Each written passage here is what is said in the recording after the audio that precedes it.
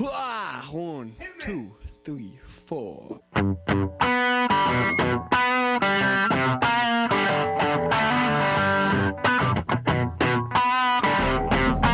Grappling with the text, 1 Peter still, but we're here getting close to the end. 1 Peter chapter 5, verses 1 to 4. Now, this is an interesting thing that St. Peter has done. Where's my big list? Yes, here it is.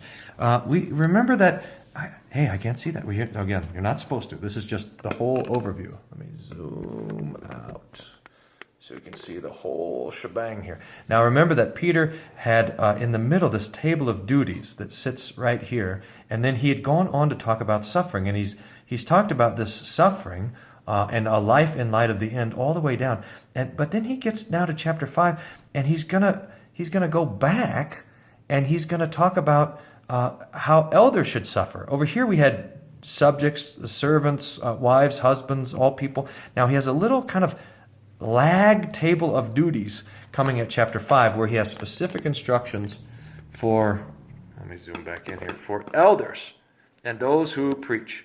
So let's see what it says here. Therefore, I exhort elders among you. This is elders, deacons, all these words in the scriptures are simply synonyms for what we call pastors, that is, teachers. As a fellow elder. Now, again, remember we talked about this last week, how Peter says, hey, I love you guys, which is how wonderful it is to know that. But here, look at what Peter says. He says, I don't exhort you as the Pope, as the ruling pastor, as the pastor of pastors, as the one who stands way above you looking down with a mitre cap or something like that. Here I am, the pastor of pastors, the bishop of the whole church universal. And I'm looking at you little pastors with your collars on, way down there. No, look at what he says.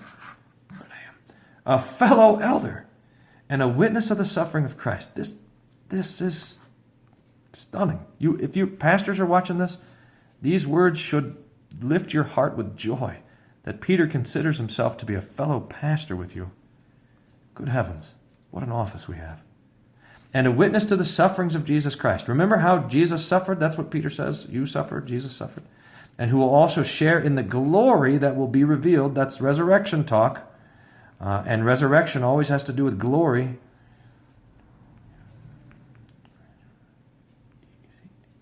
I forgot how to spell resurrection there. Here's what you're supposed to do. Shepherd the flock of God which is among you, exercising oversight, not under compulsion, but voluntarily, not for dishonest gain, but willingly, not lording it over those who entrust it to you, but making yourselves examples to the flock. And when the chief shepherd is revealed, that's Jesus, the chief shepherd, you will receive the crown of glory that doesn't fade away. This is so phenomenal. This word, the word for shepherd is the same Greek word for pastor.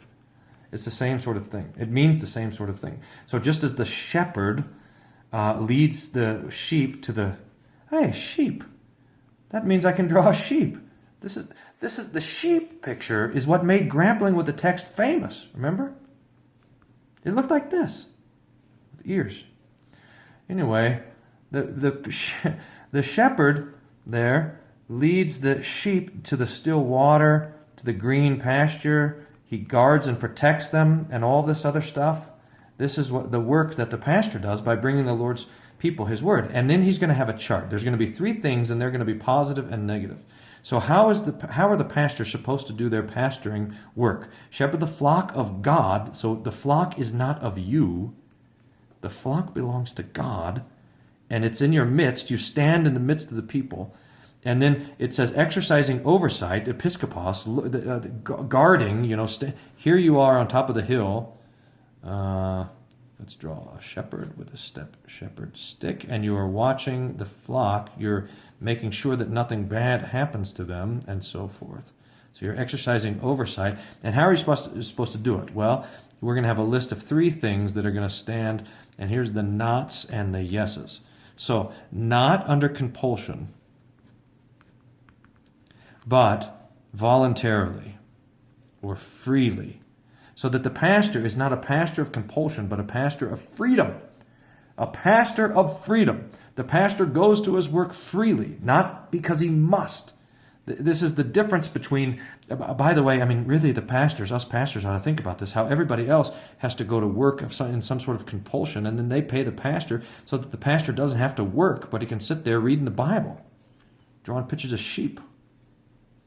Not for dishonest gain, but willingly. So not motivated by a desire to become rich or something like that, which is hard to imagine, but willingly going to serve the people out of his own freedom again.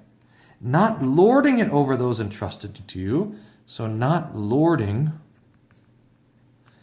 but making yourselves examples, but as an example. So that the pastor is not the boss. The pastor is not the one who comes and abuses his own authority, who drives the sheep to do this and that. No. But in fact, the pastor lives as an example so that the people are following him and not being driven by him. There's some big debate that we had when we were in Israel, because there's a debate even now about how the shepherd does it. Does the shepherd go in front and do the sheep follow after, or does the shepherd come behind and does he drive the sheep? Well, as we drove around, it turns out that sometimes the shepherd goes in front and the sheep follow. Other times, the shepherd goes behind and drives them. We saw that, and whenever a sheep would get out of line, he'd throw a rock at it. Blam, blam, get him back in line. Sometimes we even saw that the shepherd stood in the middle of the sheep like this and walked along, and the sheep were all around him. So there's all sorts of different ways, and I don't want to make too much hay out of it. But this is the point, is that the way that it's talking about here is that the pastor is not driving the people, but rather he goes before them as an example for the flock, an example of faith. Remember how Paul talks to Timothy about this? An example of love, an example of service, an example of hope. In fact, here, the pastor is an example of suffering. Pastors ought to be good at suffering. I'm afraid to say, I often hear pastors complaining about the work that they have to do, even as pastors.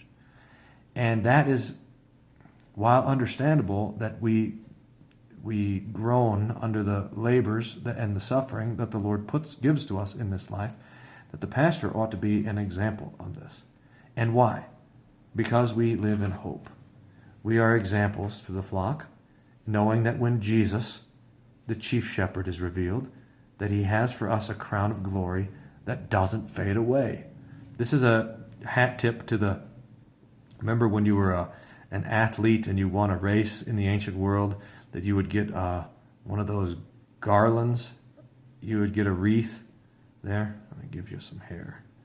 Good running. That guy's cheeks are so full he doesn't look like he could win a race. But anyhow, you'd get one of those garlands that go around. Well, that is a crown, but that is a distinctly fading crown. And Jesus reminds us through Peter that the crown that is ahead of us, especially those who are laboring in the Lord's word, is a crown that doesn't fade. It's an eternal glory that the Lord has for us. It could be that the pastors look like the humblest motley crew that there is in this life, but Jesus tells us that he has something, in fact, incredible for us, this crown of glory, when we shepherd in this way. So may God grant it to us, that we would shepherd the flock with our fellow elder Peter and all the other pastors and serve the Lord faithfully in this. All right, that's Grappling with the Text, 1 Peter 5, verses 1 to 4. Check.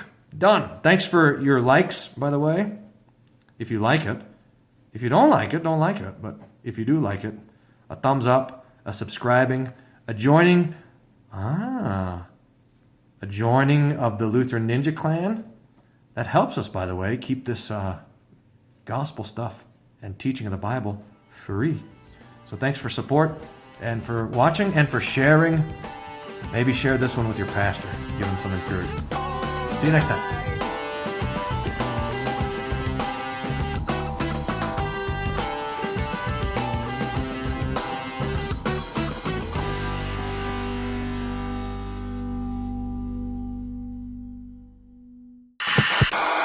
Hey, Internet. This is Jonathan Fisk, founder and host of Worldview Everlasting. You know, Grappling is brought to you by Worldview Everlasting, a 501c3 nonprofit organization devoted to bringing you solid Christian free content via the Internet video waves. $5 a month joining the Lutheran Ninja Clan helps make all of this possible. So if you haven't done that and you've benefited from WeTV in the past, help make sure other people find this great content. Grappling, Lightning Cunts, Worldview Everlasting Live, Double Strikes, and more coming your way in 2018. The Lutheran Ninja Clan helps WeTV be what we are. Thank you for your prayers and your support.